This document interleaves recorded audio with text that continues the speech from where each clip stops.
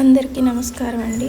ఈరోజు 5 నిమిషాల్లో నాచోస్ ఎలా చేసుకోవాలో చూద్దాం. కావలసిన పదార్థాలు: chopped onions, tomatoes, avocado paste. తయారు చేసుకునే విధానం: ఆనియన్స్ని సన్నగా చాప్ చేసుకొని ఒక బౌల్లోకి వేసుకోవాలి. అలాగే టమాటోస్ని కూడా సన్నగా చాప్ చేసుకొని అదే బౌల్లోకి తీసుకోవాలి. అలాగే అవకాడోస్ని కూడా కట్ చేసుకొని రౌండ్గా మధ్యలో ఉన్న సీడ్ తీసేసుకొని సన్నగా పీసెస్ చేసుకొని పేస్ట్ చేసుకోవాలి.